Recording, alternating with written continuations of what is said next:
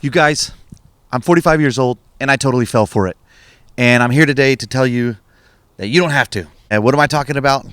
Well, the old American dream line of go to school, get good grades, go to good college, get your degree, get a good job, have the car and all the things, and everything will be just fine.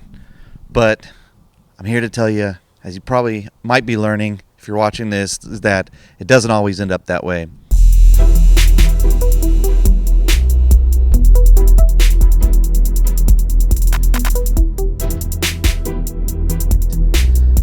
About 1/10 of the companies that when I was in college as a media student that we went and visited their production studios and stuff, about one out of 10 of them are still around today. In fact, the big video company that I worked for about 20 years ago, about 15 to 20 years ago, they're no longer around either. And they were the biggest video company in my city of Tulsa, Oklahoma at the time. But now, things change and things evolve.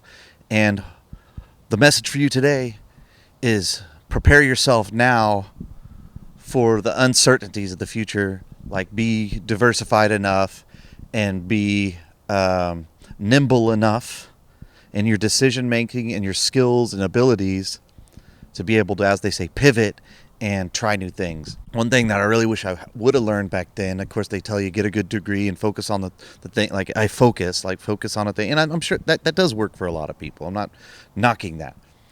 But if you're artistically minded, or if you're creative and there's a lot of different things that you're interested in, to tell someone like that you just need to focus on one thing and only do that is kind of not working with their strengths. And I found myself hearing that a lot when I was younger.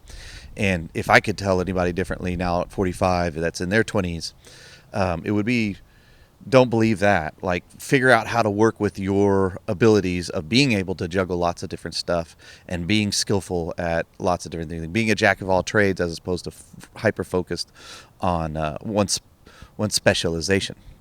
I remember my boss 20 years ago over that at a production company when I was about 23 years old. Yeah, 20 years ago, that he'd say, Nathan, you got to focus. Do you want to be an editor? Do you want to be a producer? Do you want to be a cameraman? You got to focus on one. But really, it was staying focused on one that just it always led to problems for me. If I was staying a long time as a video editor, eventually it was health problems with my wrist and my arm and just sitting on my butt too much and kind of getting out of shape. And also, if likewise, if I was only doing camera work and only doing that stuff, then I found the monotony of that sometimes being tiresome. So I've always liked to mix it up a lot. But one thing I didn't learn, and I'm telling you here today, is if you're in college, you're going to some sort of after high school programs, learn your area of expertise, focus on that, but also do some sort of classwork in business administration. Get a business minor, or at least take one of the classes that you have to set up a business as your school project. It'll get the mystery out of the way. It'll take away any fears you have about doing your own, because having to learn that on your own later as an adult is a lot harder. But I just been thinking about that stuff today, and really since I've gotten out of the rat race, and I think it's just like I said, it's a matter of deciding what you want to do and sticking with it. And as a young person, you really do have to follow your heart. Being able to take those bits of advice and incorporate them into what you already feel in your heart is the right thing. That's the way. Whatever, here I am, 45, learning that now for the first time, or rather putting it into practice in my own life for the first time. So don't wait till you're 45 like me. Give yourself a chance. Give yourself a chance to go hard and do the things you really like to do.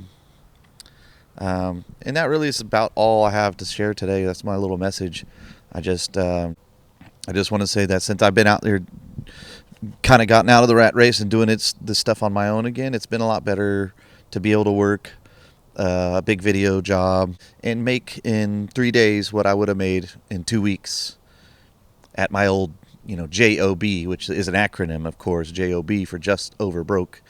And if you find yourself just kind of stuck in that JOB phase, think about what you can do to free yourself up. And because, you have to ask yourself, what is your independence worth to you?